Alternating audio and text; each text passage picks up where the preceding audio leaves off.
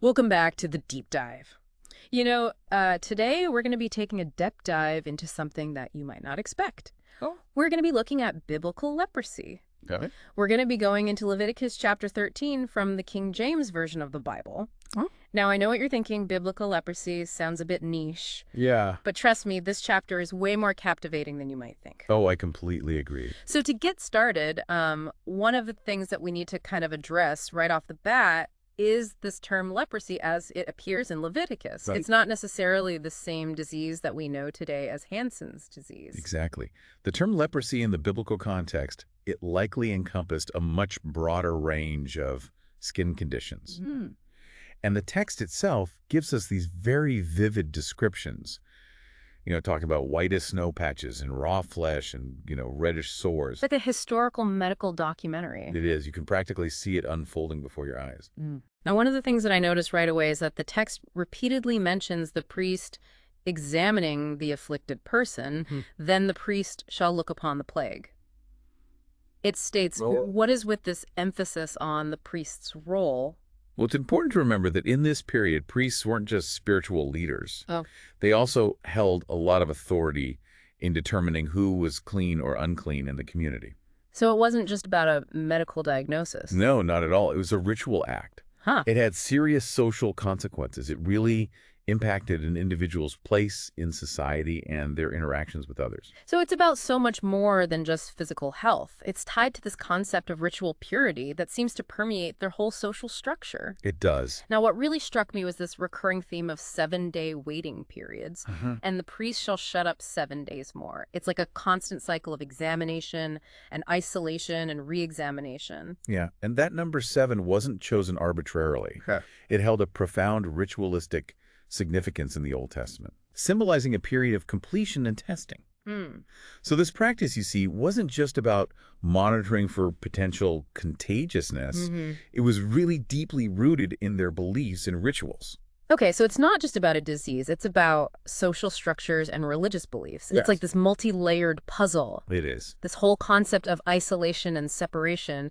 Though it gets even more intriguing when we consider that the text describes leprosy as affecting not just skin, but garments and even houses. Yeah, no, this is where it gets really interesting. Yeah. Remember, the ancient world was steeped in symbolism. Okay. So the text is using leprosy as a metaphor here, Okay. connecting physical impurity to deeper spiritual and moral concepts. So it's not literally about a house being sick. It's Right. about something more abstract, Right. like the idea of contamination or spiritual uncleanliness. Exact. But why use leprosy to represent these ideas? Well, remember how we talked about the social implications of a leprosy diagnosis? Okay. The isolation, the fear, the way it impacted a person's standing in the community. Right. Being declared unclean meant being ostracized, separated, living on the fringes of society. Exactly. And this metaphorical use of leprosy, it taps into those same anxieties and fears, Okay. but it applies them to a broader spectrum of human experiences beyond just physical illness. It's a very powerful way to evoke those feelings of being marked different, potentially dangerous.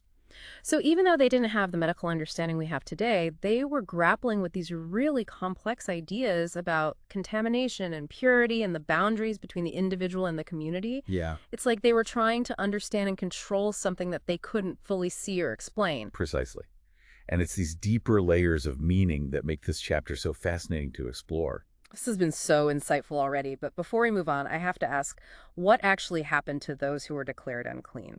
What were the practical consequences of this diagnosis? Well, as the text states, "And the leper in whom the plague is, his clothes shall be rent, and his head bare, and he shall put a covering upon his upper lip, and shall cry, Unclean, unclean." Wow. Imagine having to live with that constant label, that public declaration of your status. That's heartbreaking. Not only were they physically separated from the community, but they were forced to constantly announce their condition, to carry this mark of shame wherever they went. It really emphasizes the profound social stigma associated with leprosy in this context. Absolutely. It wasn't just about physical symptoms. It was a social and spiritual exile. Wow. And it's this aspect of the text that I think holds some of the most relevant lessons for us today. Okay, so we've talked about the priest's role in examining and declaring individuals clean or unclean, the ritualistic significance of the number 7, and the metaphorical use of leprosy to explore broader concepts of purity and contamination. Right.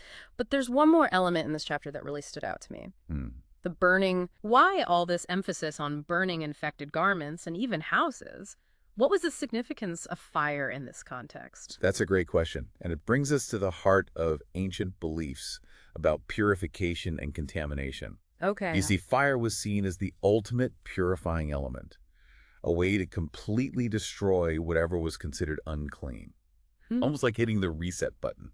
It was a radical act of cleansing, erasing the contamination and restoring a sense of order and purity. It's such a stark image, isn't it? This idea of completely obliterating anything associated with the unclean. Yeah. It really speaks to the intensity of their anxieties about contamination and their desire to maintain a clear separation between the pure and the impure. Indeed.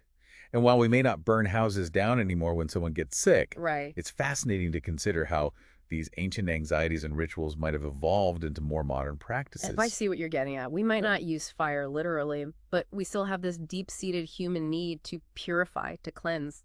Exactly.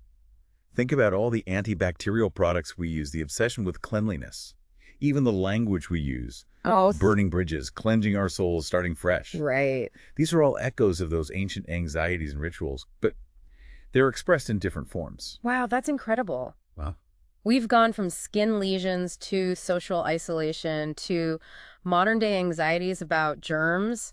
It's amazing how this seemingly niche topic has opened up such a wide-ranging conversation. it really is. But there's still so much to unpack here. Absolutely. We've only just scratched the surface. There are even more fascinating layers to explore in this chapter, and even more connections to draw to our lives today. Well, I'm definitely hooked.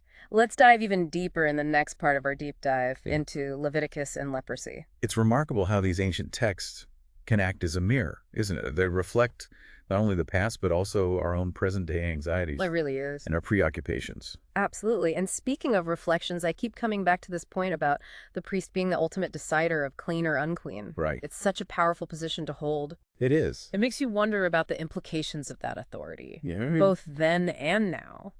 It's a crucial point, and it connects directly to the larger societal structure of the time.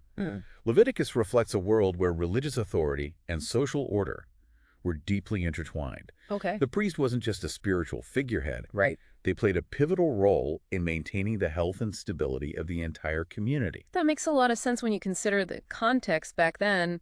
A contagious disease could easily wipe out an entire village. Right. They lacked the medical knowledge and resources that we have today. Yeah. So these rituals and practices led by the priest were their way of trying to control the uncontrollable. Precisely.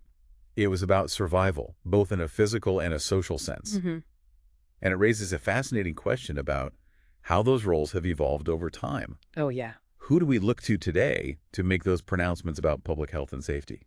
That's a really interesting question to consider. It is. We might look to doctors, scientists, government officials, even international organizations like the World Health Organization. Yeah.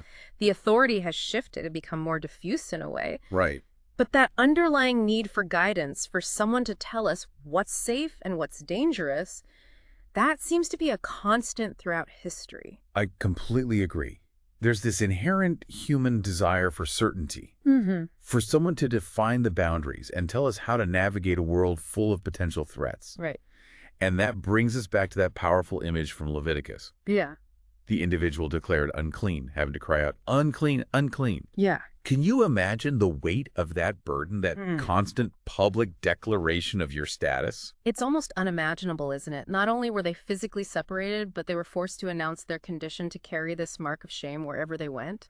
It really drives home the profound social stigma associated with leprosy in this context. It's a stark reminder of how deeply intertwined physical health and social perception can be. And while we may not have the same rituals or pronouncements today, this passage raises important questions about how we as a society still grapple with stigma and fear surrounding certain diseases and conditions. Yeah, it's a really sobering thought. It is. It makes you think about HIV/AIDS, for example, or even mental illness. Right. There's often this lingering fear of being labeled, of being ostracized, of carrying a mark that sets you apart.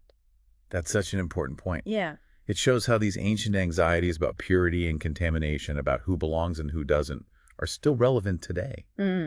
We may have different labels and different rituals, but those underlying human impulses are still there. It's like this text is offering us a warning, Right. a reminder to be mindful of how we treat those who are different, those who might carry a visible or invisible mark that sets them apart. I couldn't agree more. And a timeless message of compassion and understanding, even in the midst of fear and uncertainty. Yeah. And it reminds us that the impulse to categorize and label others often stems from our own anxieties and insecurities. So we've talked about the role of the priest, the social stigma associated with leprosy, and the ways in which this ancient text reflects those universal human anxieties about contamination and belonging. Right. But there's one more piece of this puzzle that I want to delve into: the burning. Okay. We talked about how infected garments and sometimes even houses were to be burned. But what was the deeper significance of fire in this context? Why was it chosen as the ultimate method of purification? Fire in this context represents more than just a physical act of destruction. It symbolizes a complete purging, a total eradication of impurity. Remember, in the ancient world, fire was often associated with divine power, with the ability to transform and purify. That makes sense. It's like they were trying to sever any connection to the contamination to completely erase it from their midst. Precisely. Fire was seen as the most effective way to restore a sense of order and purity, to reset the balance that had been disrupted. It was a ritualistic act with very deep symbolic meaning. And while we don't literally burn things down anymore, it's fascinating to consider how those ancient anxieties and rituals might have evolved into more modern expressions. You're absolutely right. It's like those impulses are still there, just expressed in different forms. Okay. We may not use fire literally, but we still use it metaphorically. We talk about burning bridges, cleansing our souls, starting fresh. Right. These phrases all evoke that same sense of purification, of breaking away from something contaminated or undesirable. So even though we've come a long way in terms of our scientific understanding of disease and contagion, those deep-seated human anxieties about purity and contamination, about belonging and exclusion, seem to persist. They do. It's like this ancient text is holding up a mirror, reflecting back not just the practices of the past, but also the anxieties that still resonate with us today. And that's the power of these deep dives, isn't it? Yeah. We start with a seemingly niche topic, biblical leprosy, and we end up exploring these profound questions about human nature, society, and the ways we make sense of the world around us. It's like peeling back the layers of history to uncover these universal truths about the human experience. It is. And as we've seen, sometimes the most ancient texts can offer the most relevant insights into our own lives. Absolutely. Yeah. The past is never truly past. It's always there informing our present and shaping our future. Right. And the more we explore it, the more we learn about ourselves. Okay, so we've covered a lot of ground here, from the priest's role as arbiter of purity, to the social stigma associated with leprosy, to the metaphorical use of fire as a purifying agent. Right. But there's one key question we haven't fully addressed. What does this all mean for us today? Right. How can we take these insights from Leviticus and apply them to our own lives? That's the million-dollar question, isn't it? Yeah. And I think the answer lies in recognizing the patterns, the echoes of those ancient anxieties and rituals in our own modern world. When we understand where those impulses come from, Right. we can start to question them, to challenge the ways in which we categorize and label others, and to cultivate a more compassionate and nuanced understanding of the human experience. That's a powerful message. It's like this ancient text is encouraging us to be more self-aware, to examine our own biases and prejudices, and to approach difference with empathy rather than fear. Exactly. And I think it's also a reminder that the search for purity, for belonging, for a sense of order in a chaotic world is a universal human pursuit, something we all grapple with in different ways. That deep dive has been incredibly insightful. It has. We've gone from a seemingly obscure topic in the Old Testament to these profound reflections on human nature and the enduring power of ritual and belief. Right. It's like we've uncovered a hidden thread that connects us to people who lived thousands of years ago, revealing that despite the vast differences in our worlds, we share these fundamental anxieties and aspirations. It's truly amazing how much we can learn from the past if we're willing to listen. Yeah. And it makes you wonder, what other seemingly outdated practices or beliefs might hold hidden insights into our present-day experiences? What other threads are waiting to be discovered? That's a thought-provoking question to ponder. Yeah. And for our listeners out there, we encourage you to do just that, to keep those minds curious and keep diving deep into the world around you.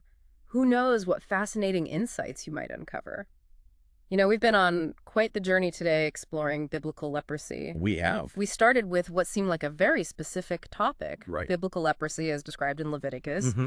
And we've ended up exploring these really profound ideas about human nature, We have. about social structures and the ways we try to make sense of the world around us. It's amazing how something written thousands of years ago can still feel so relevant, so connected to our own experiences today. It is. It speaks to those universal human anxieties and desires that seem to transcend time and culture. Absolutely. And, you know, it's not just about recognizing those shared anxieties. It's also about understanding how those anxieties have shaped our beliefs and practices, both in the past and in the present. That's a crucial point. Mm. One of the key takeaways from our deep dive into Leviticus is the importance of context. Mm. When we read ancient texts, it's so easy to judge them through a modern lens. Right. To see their practices as strange or even barbaric. Right, like why were they so obsessed with purity and burning things? Exactly. But when we take the time to understand the historical and cultural context, it starts to make a lot more sense. Exactly. Their world was so different from ours. Right.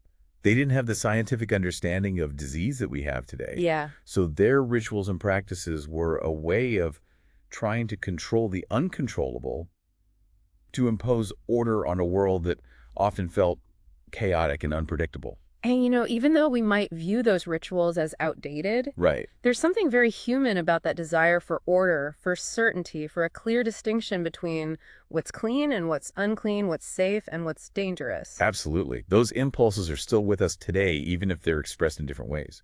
Think about all the rules and regulations we have around food safety, hygiene, public health. Right, or even the ways we categorize and label people, the Right. judgments we make based on appearances, behaviors, beliefs. It's all connected to that same underlying anxiety about contamination, about maintaining boundaries between ourselves and the things we perceive as threatening. So it's not just about ancient history. No. It's about understanding the roots of our own behaviors, the ways in which our anxieties and desires continue to shape the world around us. Precisely. Yeah. And I think that's what makes this deep dive so valuable. It's not just about acquiring knowledge. It's about using that knowledge to gain a deeper understanding of ourselves and the human experience. So as we wrap up this deep dive into Leviticus and leprosy, what are some of the key insights you want our listener to walk away with? What are the things that really stood out to you? Well, for me, it's about recognizing those enduring human anxieties and desires that we've been discussing. Yeah. But it's also about understanding the power of metaphor. Okay. The way that Leviticus uses the concept of leprosy to talk about spiritual and moral purity is incredibly insightful.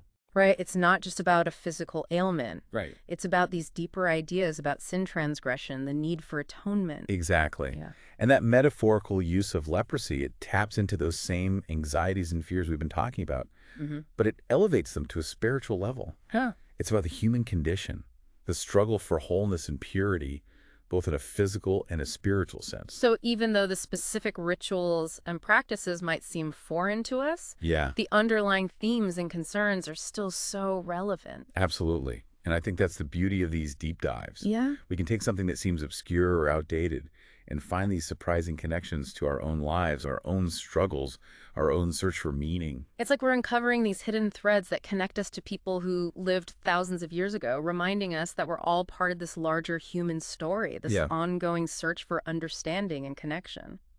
It makes you wonder what other seemingly outdated practices or beliefs might hold similar insights. What other hidden threads are waiting to be discovered? That's a great question to ponder. And for our listener out there, I hope this deep dive has inspired you to keep exploring, to keep questioning, to keep searching for those hidden connections that make the past come alive and illuminate our present. Remember, the past is never truly past. Right. It's always there shaping our present and influencing our future. And the more we understand it, the more we understand ourselves. So keep those minds curious and keep diving deep. We'll catch you next time on The Deep Dive.